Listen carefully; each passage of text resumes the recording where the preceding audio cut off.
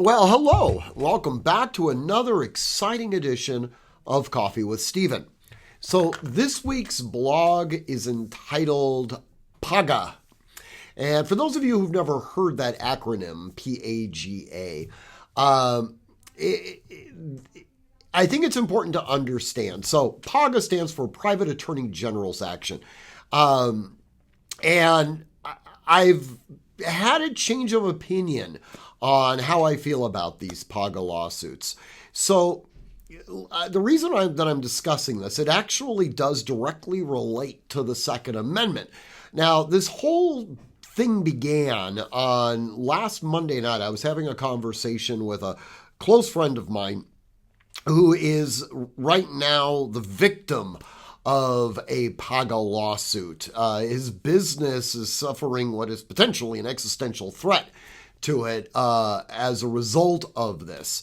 Now, what essentially happens is that the legislature comes up with a law that they have no intention of ever enforcing. They instead empower private attorneys to go out and do it on their behalf. Now, some of you may have heard of the term of a letter of marque and reprisal. This was when the government, and we still technically have the capacity to do this, this is when the government would go to a privateer, that's another way of saying a pirate, and essentially bestowing them with some level of legal architecture so that they could go out and they could raid enemy shipping and keep the profits from what they were able to steal. Rather than having to use one's own navy to go enforce international law, they could use separate individuals, criminals, to go out and do it for them. And that's essentially what a PAGA lawsuit is.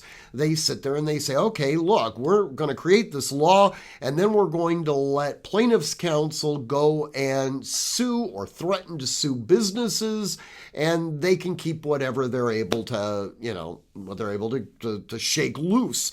In a sense, one could argue that it's government-sponsored extortion. Now, the reason that I'm so troubled by this is that it specifically leaves voters out of the equation. So there was a Supreme Court case about 20 years ago, and it dealt with the Bureau of Alcohol, Tobacco, and Firearms. And specifically, it was a decision that was rendered by Justice Thomas, where there was an individual that had appealed a prohibiting status. And one of the things that's required is that you go through all administrative remedies before filing a lawsuit. So he had gone to the ATF to attempt to administratively get them to correct their record. And ATF actually has an established appellate division.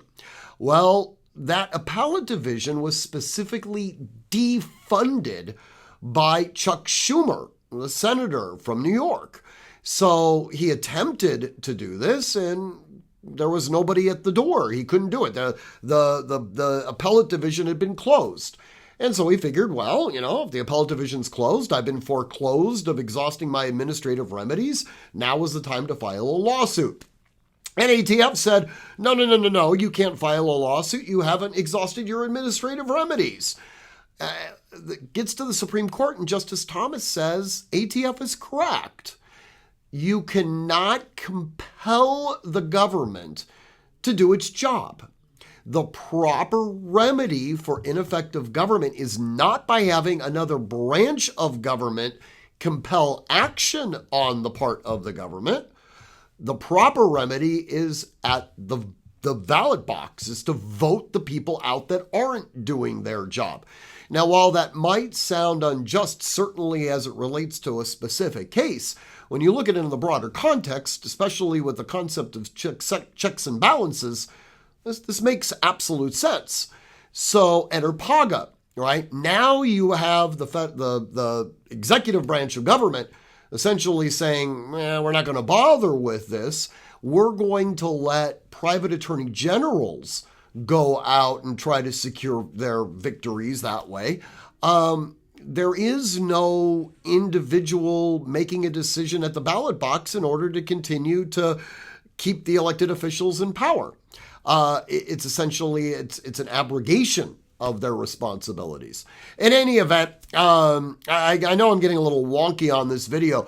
Definitely read the blog. You may absolutely disagree with me on this, but definitely read the blog. It comes out, of course, on Wednesday.